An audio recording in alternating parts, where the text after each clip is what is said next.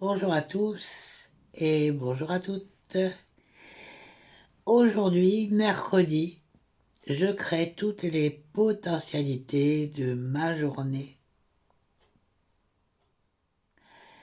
Et le titre de la session d'aujourd'hui, c'est l'emprise des hormones du stress. Aujourd'hui, nous allons parler d'un mécanisme que nous vivons tous au quotidien, l'emprise des hormones du stress. Joe Dispenza l'explique très bien dans son livre Devenir superconscient. Quand nous percevons une situation comme imprévisible ou incontrôlable, notre système nerveux sympathique, le système de survie, prend immédiatement le contrôle. Le corps mobilise alors une quantité énorme d'énergie. Les pupilles se dilatent, le cœur et la respiration s'accélèrent. Du glucose est libéré pour fournir un surplus d'énergie et le sang quitte les organes internes pour irriguer les muscles. C'est le mode combat, fuite, immobilisation, prévu dans les menaces courtes et ponctuelles. À court terme, notre organisme est parfaitement capable de gérer un pic de stress. Mais lorsque ce stress devient constant, le corps ne peut plus supporter cette urgence prolongée. Et là, c'est là que le mental entre en jeu. Nous pouvons, rien que par la pensée, réactiver les mêmes réactions chimiques que celles vécues lors d'un événement traumatique. Autrement dit, revivre mentalement le passé suffit à replonger physiologiquement dans le passé. Joe Dispenza, raconte l'histoire d'Anna. Après le suicide de son mari, Anna revivait mentalement l'événement des dizaines, voire des centaines de fois par jour. Son corps ne faisait plus la différence entre le souvenir et l'événement réel.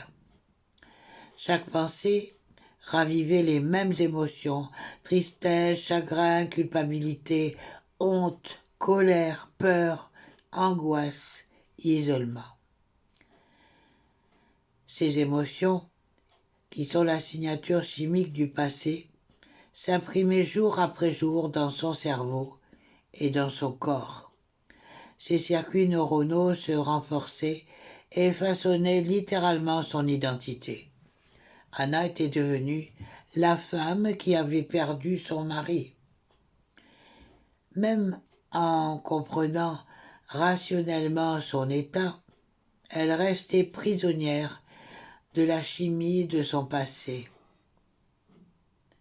Ses pensées, ses émotions et ses comportements tournaient en boucle autour du traumatisme. Biologiquement, raconter encore et encore son histoire revenait à conditionner son cerveau et son corps à un état de survie permanent. Et tant que l'on vit dans cet état, il est impossible de se projeter dans un avenir différent. Après des mois à revivre son traumatisme, Anna a fini par atteindre un point de rupture. Ce craquage a été paradoxalement le début de sa transformation. Une amie l'invita à assister à une conférence de Joe Dispenza. Anna accepta sans trop savoir pourquoi, mais au fond, elle ressentait une lueur d'espoir. Elle commença alors à méditer 2 fois par jour. C'était difficile. Son mental revenait sans cesse au passé, à l'histoire de son mari, à ses souffrances. Mais elle persévéra. Peu à peu, son état émotionnel et physique s'améliora. Elle arrêta même progressivement ses traitements médicaux, simplement parce qu'elle n'en ressentait plus le besoin. Plus tard, elle participa à un stage intensif de Joe Dispenza à New York. Et lors de la dernière des 4 méditations, quelque chose de profond se produisit. Rien que d'y penser, ça me donne des frissons. Anna lâcha complètement la prise, oui, parce que quand j'ai eu tellement de douleur que c'est arrivé que je me sens tellement dans cet état que rien que de vous témoigner de ce qu'a vécu Anna, ça me rappelle des souvenirs internes lors de certaines méditations. Alors donc, pour la première fois, elle se sentit flotter dans un espace infini, tout en restant pleinement consciente d'elle-même. Elle avait dépassé ses souvenirs, dépassé sa personnalité, dépassé son histoire. Elle était devenue pure conscience. Dans cet état expansif, elle se sentit libre, libre de son corps, libre du monde matériel, libre du temps. Elle n'était plus définie par un nom, un rôle, une souffrance, une identité. Elle n'était plus la femme qui avait perdu son mari. Elle était devenue une présence ouverte, connectée à un champ infini de possibilités, le champ quantique. Dans cette ouverture totale, une version lui apparut. Elle se vit sur une immense scène avec un micro. Elle racontait au public son histoire de guérison. Et ce moment n'était pas un rêve symbolique. Il était une possibilité réelle, un futur potentiel qu'elle venait de connecter. Et quelques années plus tard, cela se réalisa justement. Anna est aujourd'hui une personne stable, en parfaite santé, pleine d'énergie. Elle vit des états de joie, d'amour, de créativité qu'elle n'aurait jamais imaginés.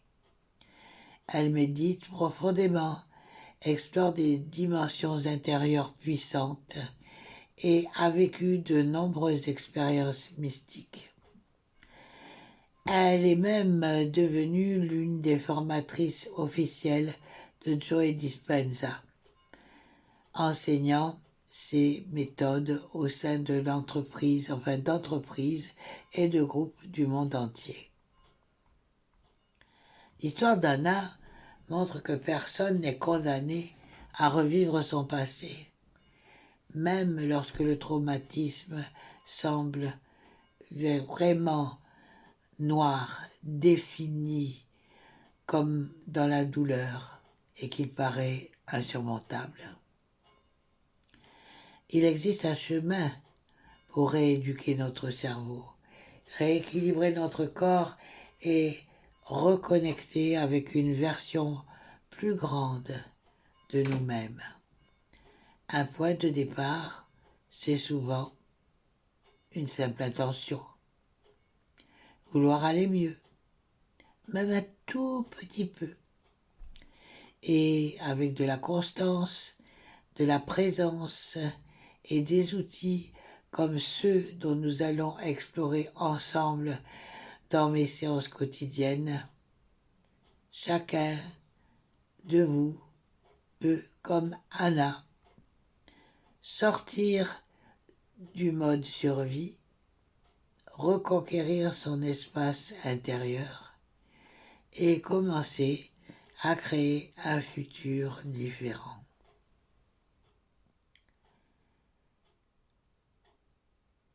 Bonne journée. Namasté. À demain.